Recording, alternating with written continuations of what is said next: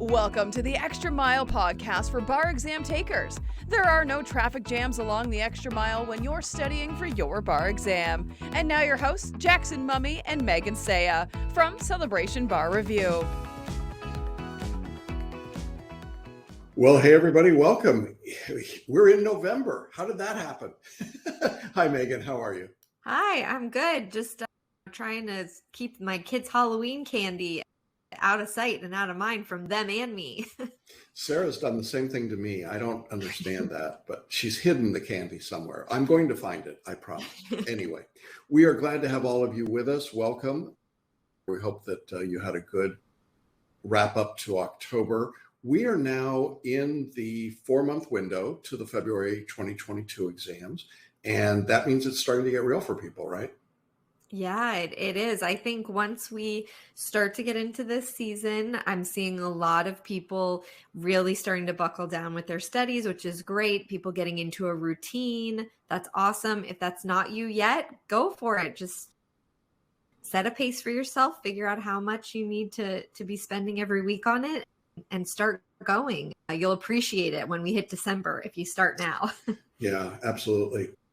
We're going to take some questions that came in during the week from people, and then we're going to pick up. You and I have we've gone into the depths here to find the 10 hardest MBE questions of all time. We're going to pick up, hopefully we get through 3 of them today. We picked some interesting questions, I think, don't you? Definitely. There's some really interesting little twists and turns in these ones. So I can see why they were difficult, definitely difficult questions. Yes. So stay with us. If you're with us live, you're going to get to participate. If you're watching, you still get to participate. We just don't know how you did. So why don't we go ahead and jump in, Megan? Why don't you bring us up to date on what's going on around the bar exam world? Yeah, so results are still trickling in. We've had several states from since we met last. So Alaska came in at an 8% repeater pass rate. Rough. That's definitely one of the lowest we've seen, but certainly continuing the trend. Yeah. New York results were released this week, and we had a return to normal, which is a much lower score than the October 2020 exam. They had a 63% overall pass rate and an 18% repeater pass rate. So Jackson, you want to talk a little bit about why it is that we didn't stay at those high October levels? Yeah, the obvious reason is that they changed the criteria for who was able to take the exam. If you weren't aware, in fall of 2021, the New York bar basically excluded anyone who had taken the bar more than twice and failed. And they also excluded a fair number of foreign bar takers and others. So essentially you had a first-time bar taker cohort in 2021. Then in February of 2021, they did the same thing. And then when we got into this last exam, this is so confusing to me, in July of 2021, then they went back and said anybody could take the exam. Well, suddenly you had a flood of people who were repeat bar takers who had been left out for a period of time, right? They were completely closed out of the exam. They came back and took the exam, and what we get then is a more normal, for this season, of repeater pass rates, and they had a huge number of repeaters. So the first-time bar taker rate was 78%, but the overall is 63%, which tells you how far down it came with that 18% repeater pass rate. And so the media has been talking about, the bar rates fell. Well, the bar rates fell because suddenly you allowed other people back into the exam, and I think it needs to be seen in that window. Definitely. That's very interesting because the New York Board of Law Examiners has been blaming the change on how the test in October of 2020 was just slightly different than the normal test. And I find that to be a very interesting strategy from a PR perspective, certainly because it kind of raises the question of, well, if this test is supposed to be just minimum competence and you're suddenly saying that somehow both tests test minimum competence, but in this format of a test, this huge number of people were minimally competent, and in the normal way we give the test, the numbers are so much different. It raises the questions about the validity then, right, of the test. I'm not sure that they thought that argument out, because ultimately that boxes them into that very problem. So I think they might be rethinking whether or not they really want to take that position here. I think ultimately in all these things, you want to be pretty skeptical and pretty observant of the overall information pattern. You don't want to take these numbers out of context, and that's the easy thing to do. It's the hot take from the media, but it's really not accurate. Yeah. Yes. So New York continuing the trend of these really low repeater pass rates, certainly. Yeah. Tennessee results were released. They had a 20% repeater pass rate. And then DC and Louisiana also released results, and neither one has, as of yet, released a repeat pass rate. Yeah. And in DC, what we've got is a 73% pass rate overall. I think given that number and what we've seen in other jurisdictions with similar pass rates, is we're probably looking at a bar taker rate of around 20%. I mean, it's just very consistent across the country. We've seen a few outliers, a handful that were higher in small jurisdictions where they might have had fewer bar takers. But in every major jurisdiction, Florida, Georgia, Texas, we've seen the same trend. It's 20% for repeaters. So if you're a repeat bar taker, we'll just say what we've been saying all along. It's a new world. You just cannot get through this exam at minimum effort, minimum competency, minimum study time. You've got to put in more, and you got to bring more tools to be able to be successful. That's why we continue to offer tools. If I can segue out for just 1 second, we've just added a brand new tool. It is a course called Resiliency, and it is a program put together by our partners at Learning Strategies. It is a look at how you bounce back from adversity. I went through it in some detail over the last couple of months in anticipation of the results coming out this year. And I think it's a wonderful series. There's 8 audio lessons. There's a 65-page PDF manual, and then there's 4 paraliminal recordings that are just tremendous for helping you find the bounce back, the resilience that you need. And I think, and Megan, you can speak to this, I think people need to be resilient when they get their bar results. It's such a devastating blow. And so often they just give up, they quit, or they go half-heartedly into the. And what I loved about this resiliency program is that it really enhanced that sense of how you actually put this back together and do better in the future. So we've made a deal with Learning Strategies. You can purchase the course in a digital format. We'll be adding some things to it as we go along. I hope people will check that out. I think it will be a helpful tool. So. Great. Yeah. All right. Next, let's chat about the UBE, the results, or not the results. Now that many of the results have been released, UBE has released their topics for the essays. Yeah. So we've known them for a while, but now we actually get to talk about them. So I'm just going to go through them really quick, and then Jackson, you can touch on whatever you want to discuss with everyone. So the first essay was torts. Then there was corporations and LLCs and conflict of laws. Yeah, and let me just stop you there just to say that was the only crossover in the exam. And conflicts of law is not typically, it's only a crossover topic. It doesn't get tested very often.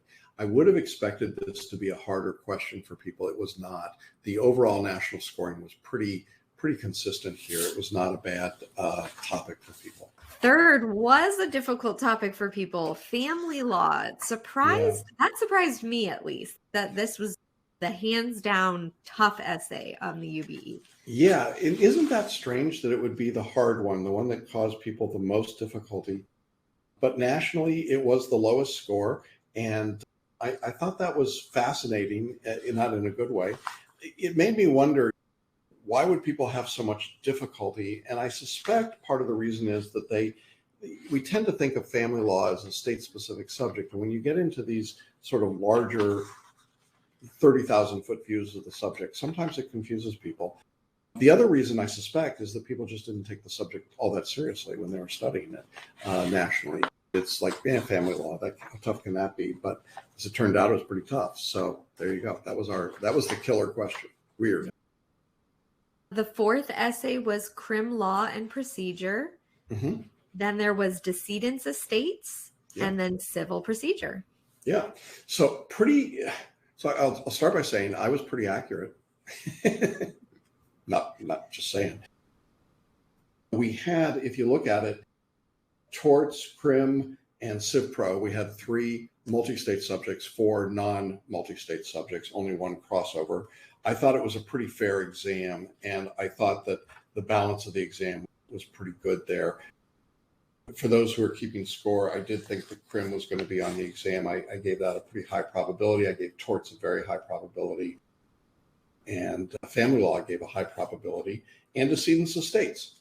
So there you go. I just looking back. And corporations, man, I pretty much nailed it. So now that I'm looking at it, I nailed it. And we are putting those questions and the drafter point sheets in our books. We'll have those out soon, so people can check that out as well. Yeah, definitely. And then the 2 performance tests. The first performance test nationally scored higher than the second. So as you're looking at your scores, if you were a UBE bar taker and your score on the second UBE was lower than the first, that was the norm.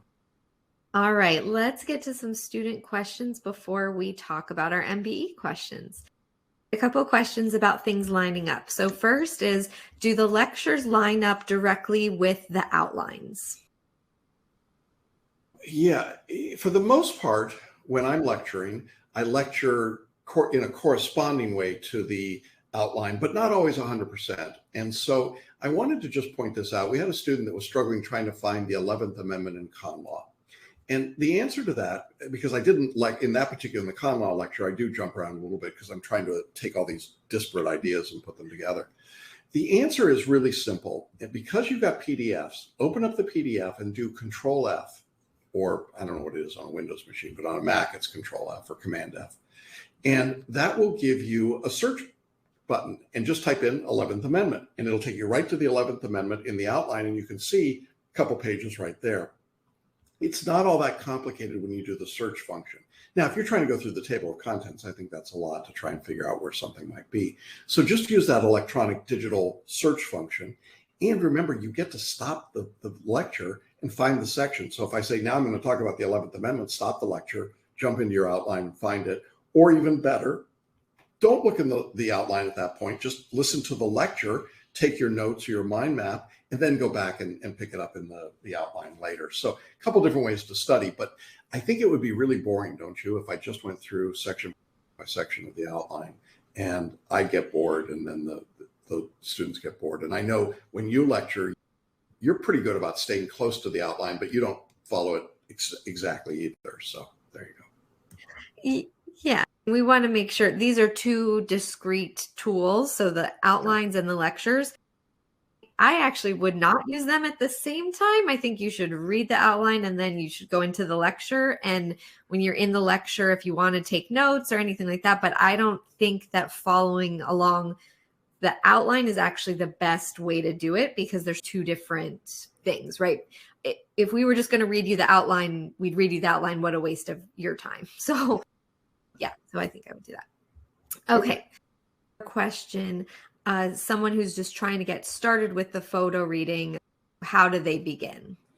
Yeah, really the way you start is you get into the photo reading course in your online platform, and there are 8 one-hour lessons, and you just go through those lessons. And then you will see in your regular course, we want you to go ahead and begin your studies.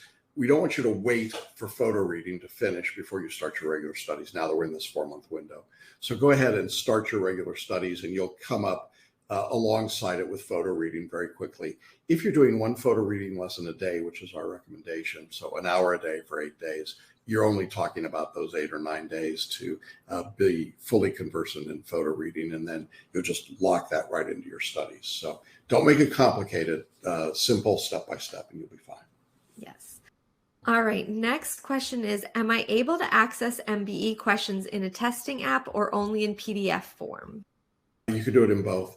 In the course, you'll see PDFs and you can download those. The questions are right there along with the answer explanations.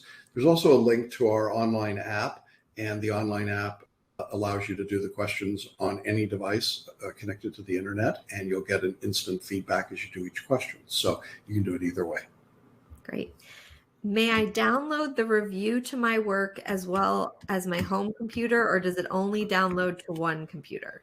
No, you can anything that's downloadable can be downloaded as many times as you want to any device. Obviously, it's tough to download big files to your phone or maybe to your tablet. The lectures are never downloadable. They're all protected, and they're huge files, and they're multiple gigabytes each, so you wouldn't want to do that anyway. But you can download the PDFs, and that's available from any site as often as you want, wherever you want. Just don't share them with anybody because they are copyrighted, and it's not our copyright, it's the National Conference's copyright. So tread lightly there, folks. You that could get you in a world of hurt if you break that copyright. So there you go.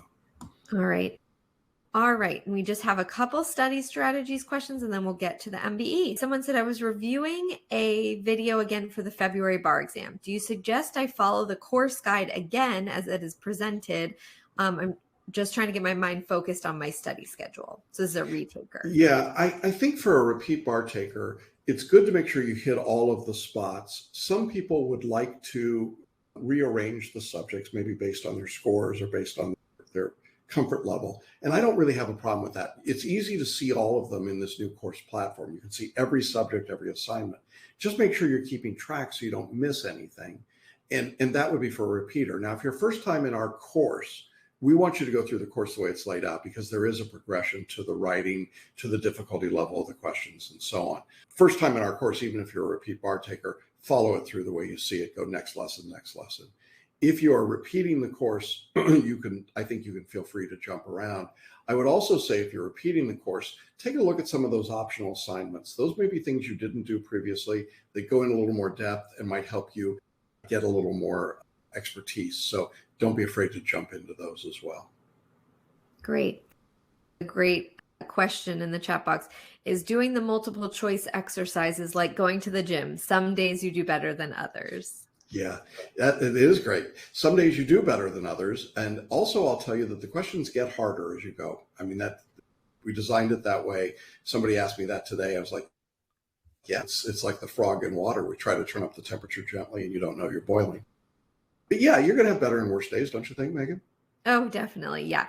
And just like if you were training for a marathon or any kind of big goal that you've got, you don't judge the end result based on a hard day, right? So that's okay. You keep moving. That's the key with it. Don't get discouraged if you have a difficult day with your MBE questions or with an essay. That's not, as long as it's not test day, you're fine. You're going to learn from it and move forward. Okay. Yeah, absolutely. All right. And last question is, I was wondering if it might be a worthwhile strategy to slip in a UBE essay topic in between every one of the major 7 MBE topics.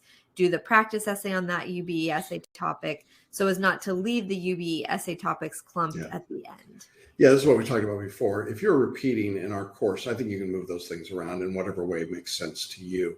Again, if you're first time in our course, don't do that. Just follow through because we've got a logic to it. But yeah, I think that's fine. Great. All right, let's move on to, what is this, number 8 on our top 10 countdown here of hardest MBE questions? So we are talking about the 10 hardest MBE questions ever. This is part 2. And maybe you feel like our students sitting there like, oh my God, how could this be? We're going to try and show you how to deal with some difficult questions. Today, we're going to start with a property question. And you can tell I'm excited about that always. So here's question number 8 on our countdown. We did 2 last week in civil procedure, but we're going to start today with question number 8. And what I'm going to do is read the question first, and then we're going to break it down. Megan's going to help me break it down. And we're going to invite all of you who are with us live or watching later in replay to figure out the answer yourself. So let's see how you do. So here's our question. Under the terms of his duly probated will, a testator devised his house to his, quote, grandchildren in fee simple, and the residue of his estate to his brother. The testator had 2 children, a son and a daughter, but only the daughter survived the testator. At the time of the testator's death, the daughter was 30 years old and had 2 minor children, these were grandchildren of the testator, who also survived the testator.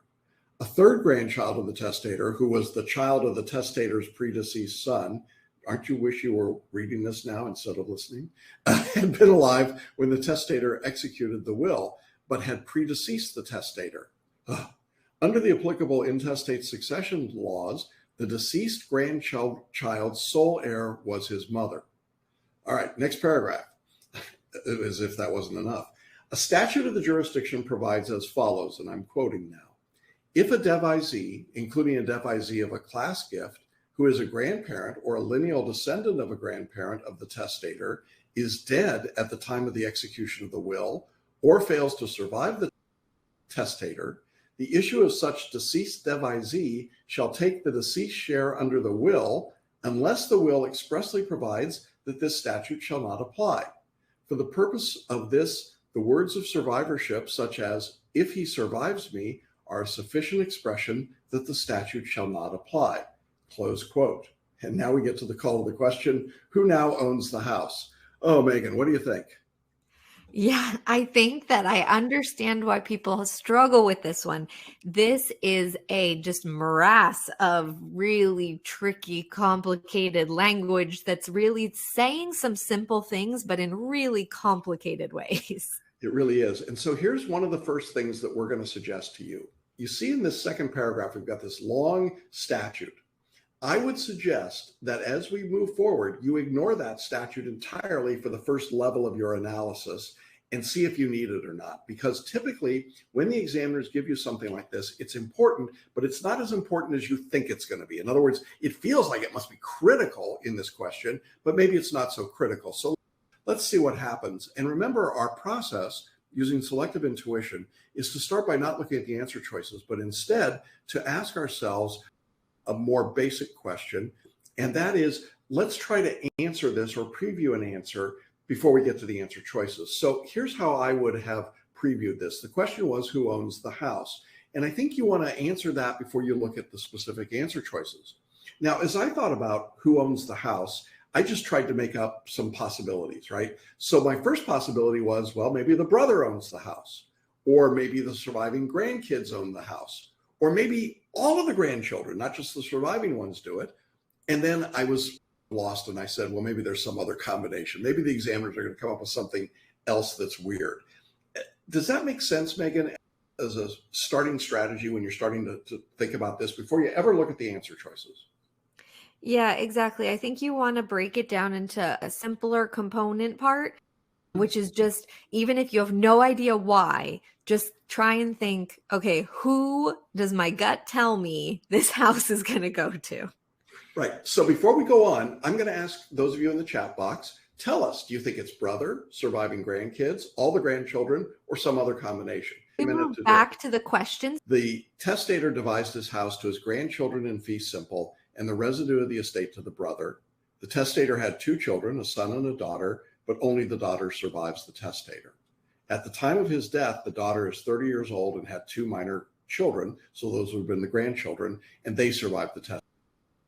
The third grandchild of the testator, who was the child of the testator's predeceased son, had been alive when the will was executed, but had predeceased the testator. And under the applicable intestate succession laws, the deceased grandchild's sole heir was his mother.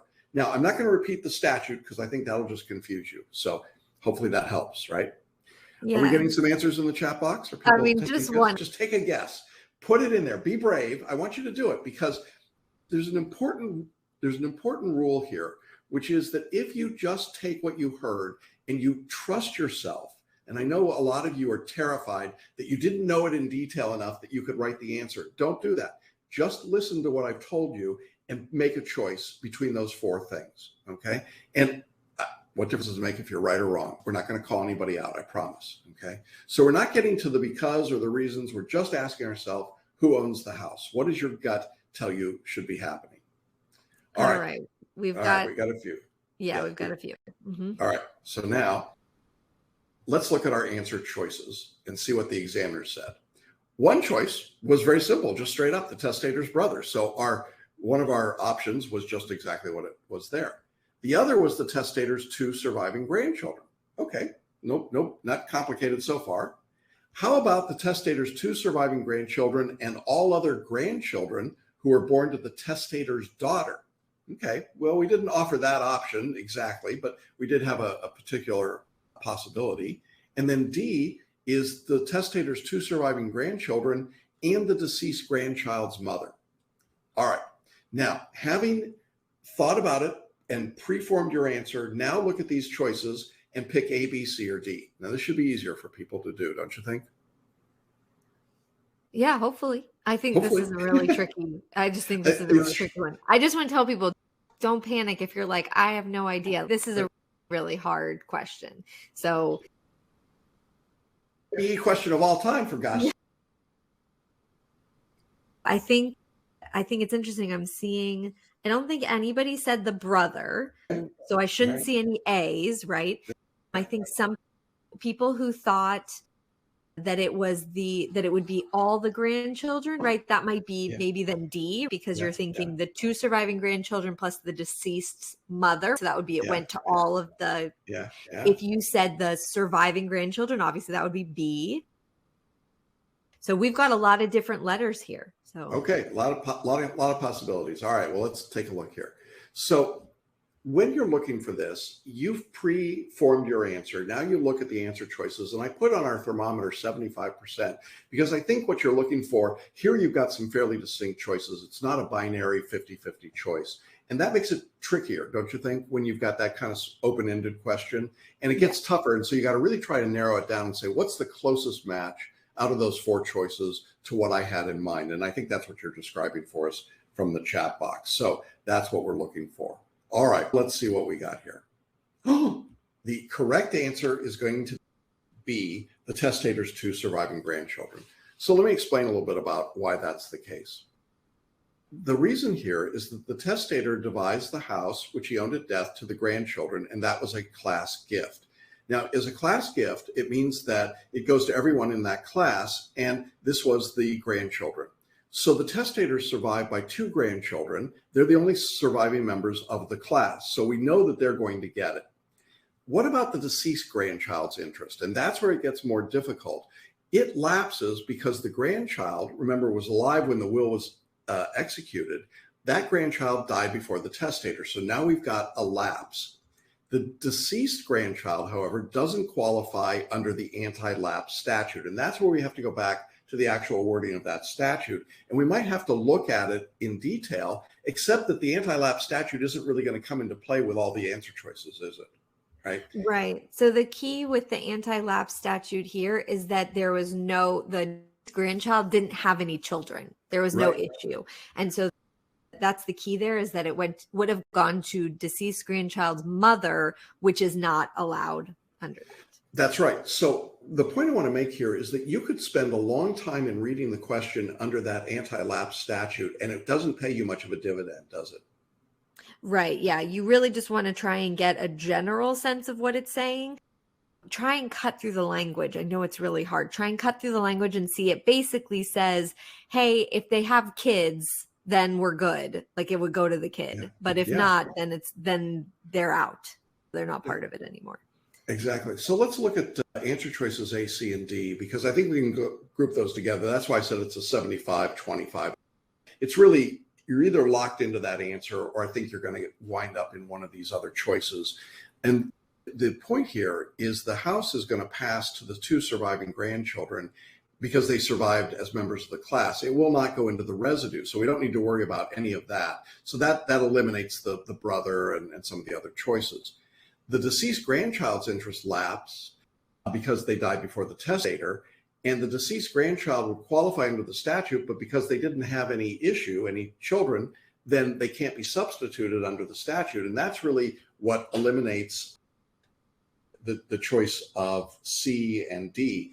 And so in a real sense, as difficult as this question is, and people miss it, I think, because of the anti-lapse statute, in reality, it's not that difficult if you parse away all the other stuff that you didn't need. Yeah, exactly. That's great. Yeah. How do we do? Anybody get B as an answer? Yeah, choice? A couple people did, including, I have to say, one person who said they took a random shot at it because they were so lost. And I love when that happens. That's pure intuition, right? Is like, I just have no idea, but this one feels the most right to me. It does feel the most right. And it's the simplest answer. You don't need all the other stuff. So I'm glad that nobody selected A. That would have been I think the distinctly wrong answer. I can understand why C and D would cause problems, but I think if you answered C or D, it was because you're overthinking it. You're trying to get too much out of the question, and certainly out of that anti-elapse statute. It's a tough question, to be sure, but that's what we're working on. And so give yourself a big pat on the back if you answered B. And if you didn't answer A, then that's a good pat on the back. And if you got C and D, now you know why. So are people like falling on their swords on the chat box, Megan? No. Okay. All right. We're going to move on, and we're going to go to a contracts question. And this next question, I think, shouldn't be as difficult as it was, but it's got a 24% success rate. So let's see how you do with this one, guys, and see if it makes you as crazy as the property question. Here we go. Question number 7 on our list of the top 10 MBE questions, hardest MBE questions of all time. Elda, the aged mother of Alice and Barry, both adults, wished to employ a live-in companion so that she might continue to live in her own home. Elda, however, had only enough income to pay 1/2 of the companion's $2,000 a month salary. Learning of their mother's plight, Alice and Barry agreed with each other in a signed writing that on the last day of January in each succeeding month during their mother's lifetime, each would give Elda $500. Elda then hired the companion. Alice and Barry made the agreed payments in January, February, and March. In April, however, Barry refused to make any payment and notified Alice and Elda that he would make no further payments. Assume that there is a valid contract between Alice and Barry and that Elda has declined to sue Barry. Will Alice succeed in an action against Barry in which she asks the court to order Barry to continue to make his payments to Elda under the terms of the Alice and Barry contract? Well, what particular problem does this present as you're reading? It's basically is Alice going to win, right? Is Barry going to have to, can she make him pay Elda? Yeah, and I think it's really important to look at that last paragraph and recognize that Elda isn't going to sue. And so this is an action of Alice against Barry, and she's asking Barry to make his payments. So I think you can get, again, confused by thinking, well, does Elda have a cause of action? That's not what they're asking for. And I think people get sucked into that kind of a problem. So again, to use our idea of previewing an answer, this is a binary question. And so the question is, will Alice win in her lawsuit? And the answer is yes, because, or no, because. So now what I want you to do before we look at the answer choices, if you're playing along with us at home, type in yes or no. And if you want to give us a because reason, you get extra points. We'll see what people do here. But I like these yes or no kinds of questions, don't you? Yeah, definitely. And obviously, you've got right off the gate, right out of the gate, that you've got 50-50. You're going to probably see, in most cases, 2 yeses because and 2 no because.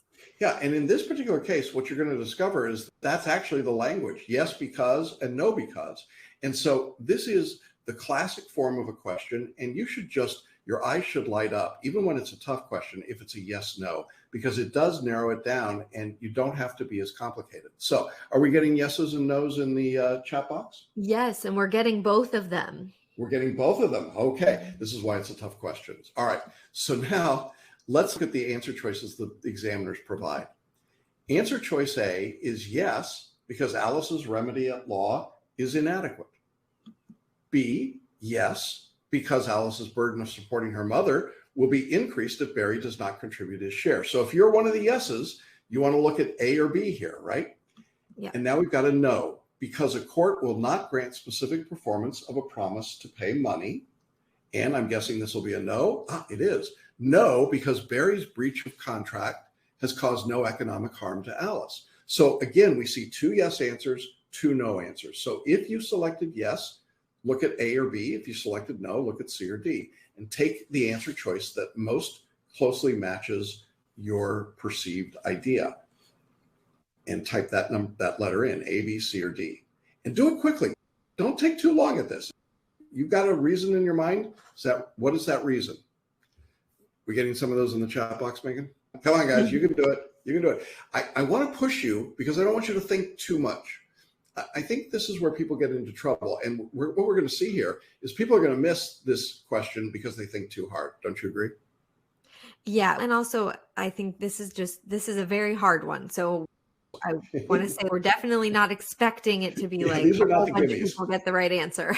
Yeah, these are not gimmies. I don't want to mislead anybody. Okay. We picked the 10 hardest of all time. All right. Okay. All right. Well, now you've got an A, B, C, or D choice. We got some in the box. Okay. Yep, we do. I'm seeing lots of different letters here. B seems to be maybe the most common. All right. Well, let's see what we got here. Again, what we want to do in that situation, we had the yes or no. Let's see. Come on. I don't know why it suddenly decided to go backwards on me. There we go. Okay. So in a yes or no, I'm just looking for 50%. What out of those two choices, yes or no, which one is mine? So I've now got a 50% chance of being right if my conclusion is right. Now, if I got the wrong conclusion, I'm toast. There's no question about that. All right. Here's our answer. A. Did anybody answer A, Megan?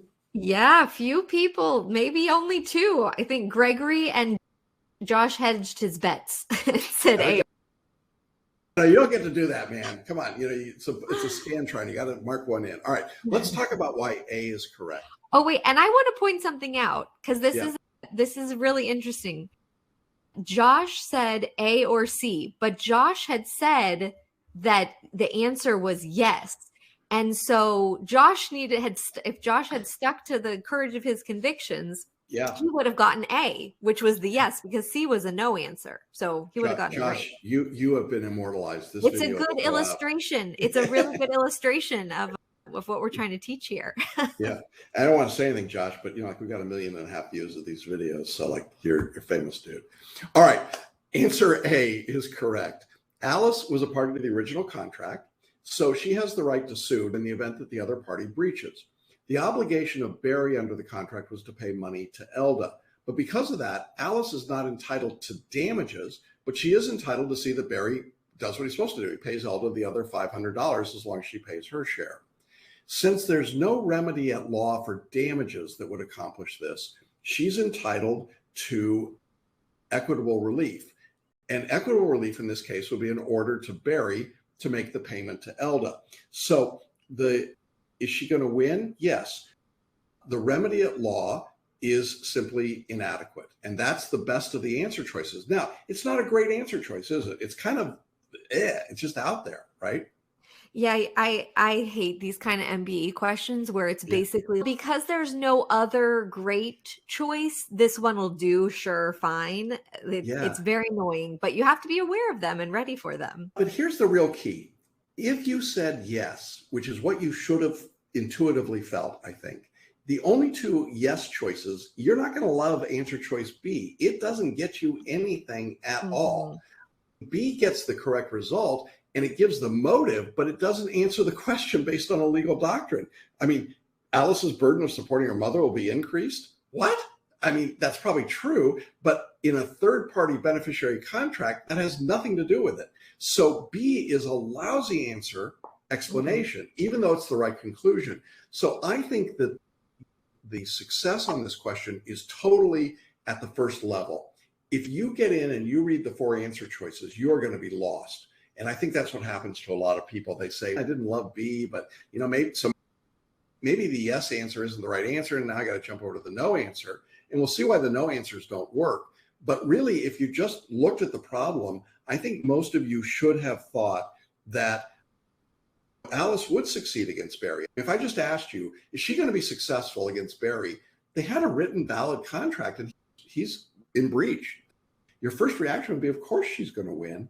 And then they give you these sort of ridiculous answer choices. I think the best one you've got is A, and B doesn't work at all. So that's the way I picture it. Does that make sense to you? Yeah. And we had a lot of answer choice Bs. So people who said yes, and then probably, I'm assuming, were faced with these two options and said, oh my goodness, I really have no idea. So I think, it's really looking at it. A lot of times, I know you guys know this on the MBE, you're picking the best of bad options. So I know that choice A is just not written well. It's it's really on the examiners. It's not on you, but it's your best choice. Let's look at the no answers for just a minute. If you answered C, that's incorrect. And the reason is that an action for damages is an adequate remedy for a contract in which you're paying money.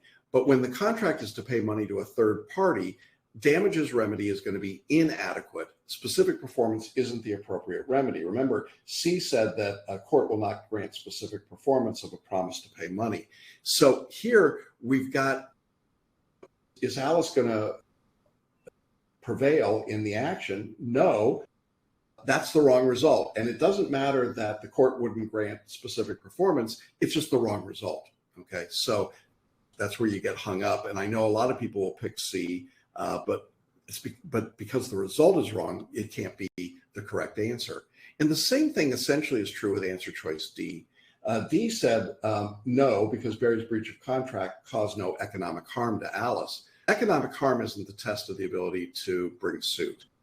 There was an agreement. She had bargained for consideration. The payments were made in exchange for Alice making her payments, and therefore she has the right to sue for breach of contract. I think that's a clearer miss. And I would say if you answered choice D, you've really missed the point of what was going on. I could see a lot of people answering C. I think C would be a tempting answer to people, but it's got the wrong conclusion. And there you go, right? When you get to the wrong conclusion. Loving it. This is why these are the toughest. So I hope that gives people some idea of what's going on. One more. This is number 6 on our list. Sally told Michael she'd like to have sexual intercourse with him and that he should come to her apartment that night at 7 p.m. After Michael arrived, he and Sally went into the bedroom. As Michael started to remove Sally's blouse, Sally said she'd changed her mind. Michael tried to convince her to have intercourse with him, but after 10 minutes of her sustained refusals, Michael left the apartment. Unknown to Michael, Sally was 15 years old. Because she appeared to be older, Michael believed her to be about 18 years old. A statute in the jurisdiction provides, quote, a person commits rape in the second degree if he has sexual intercourse with a girl, not his wife, who is under the age of 16 years, close quote. If Michael is charged with attempting to violate the statute, he is. And that's where the question ends up before we get to the answer choices. Now, a couple things I want to say about this. One is this could trigger you. This could be an emotional question. And the second thing I would say is that in this era, this question is actually 30 years old. The first thing most people would jump at was the consent question, but that would be a mistake, wouldn't it? Yes. Yeah. This is one where you have to remove any personal feelings that you might have from the question and just focus on what specifically they're asking you, which I get can be a difficult thing to do. It can definitely be difficult. And I think a lot of people miss this question because they're so fixated on consent that they don't quite see the rest of the question. Now, remember what they're asking, is he going to be guilty or not guilty? And so that's the yes or no that we've got now. Is Michael guilty of attempted statutory rape? That's the crime he's going to be charged with. So what I want you to do now in the chat box is type yes, he's guilty, or no, he's not guilty. And remember, the crime is attempted statutory rape because he does not actually commit, they don't have intercourse. And I think it's important to keep that in mind and to keep in mind how you want to deal with the consent question here and whether or not it really impacts the actual question, right? And if people want to put in the because reasons, they get extra credit, right? We get some answers there? No answers yet, no. All right. So remember, the problem here is Michael and Sally go into the bedroom. Michael starts to remove her blouse. She says she changes her mind. He tries to convince her to have intercourse.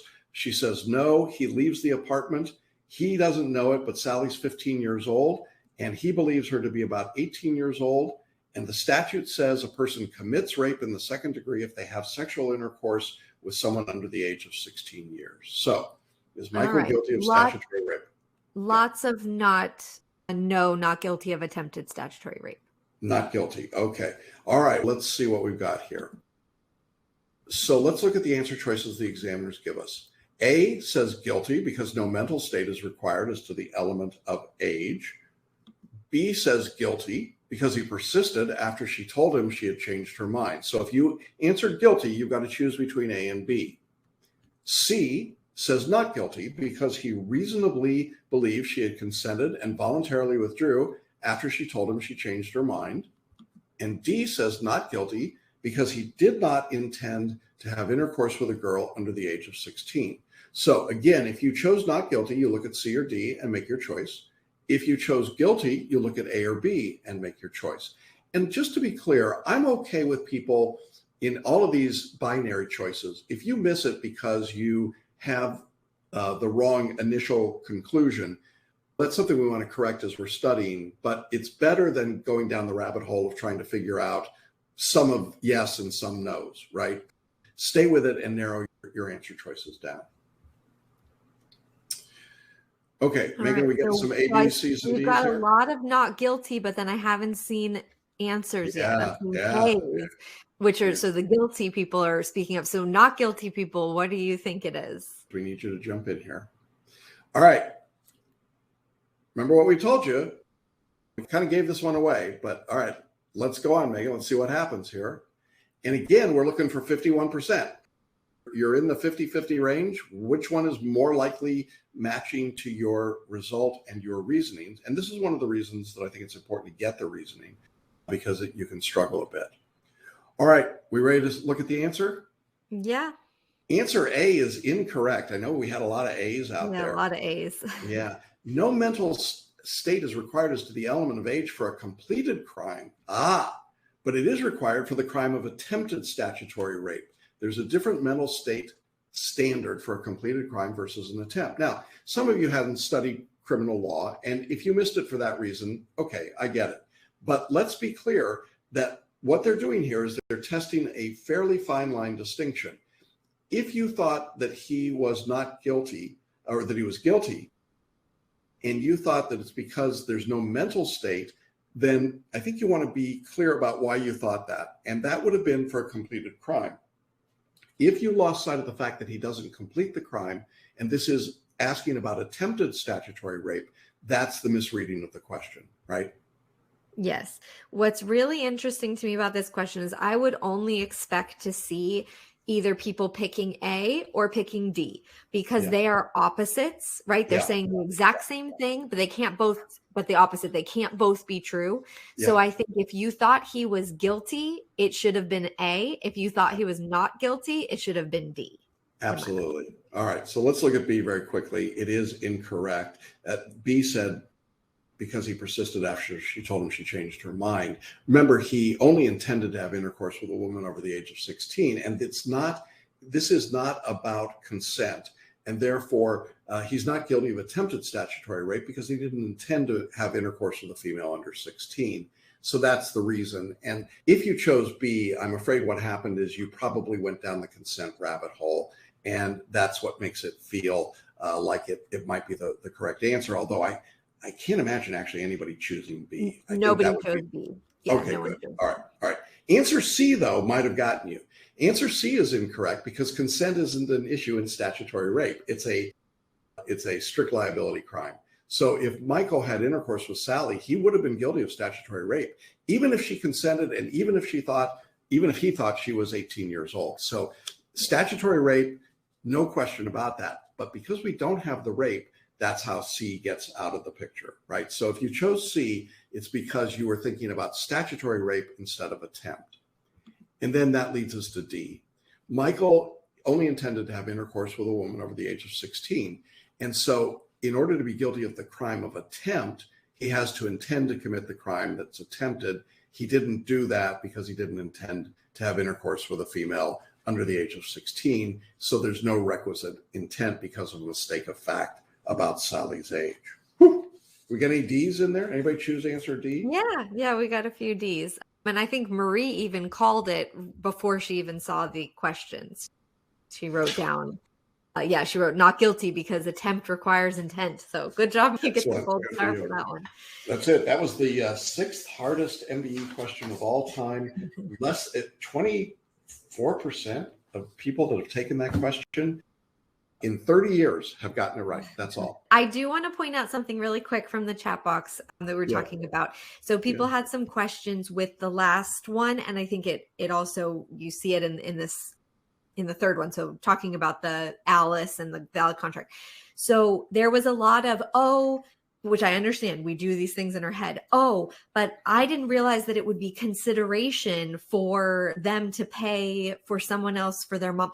It tells you there's a valid contract. period. There is a valid contract. Don't read into the facts, things that are either not said or never erase what's actually said because you think that there's some trick that, oh, but I know they said it's valid, but maybe it's not really.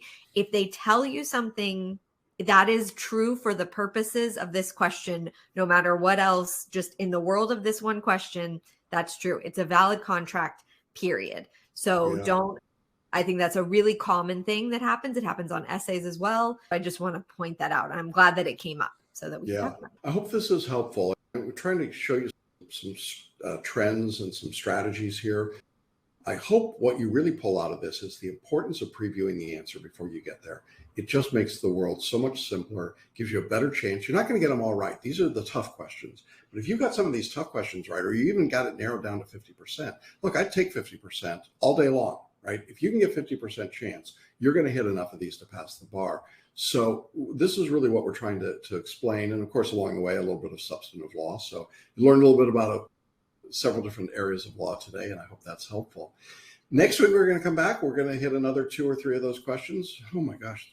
We're actually getting close to some questions where less than 10% of the people got them right. So I'm really proud of the brave people who took a shot and tried it.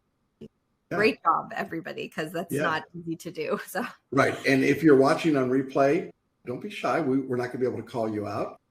You won't be famous like Josh, but give it a shot. See how you do. You'll learn more by doing it that way, I can promise you, than by just watching passively. So thanks, everybody, for being with us. We've got a busy week coming up. We should be getting a few more results in. We're still waiting on California. We've got, I think, another week before those results come out. Yeah, I think it's the 12th. So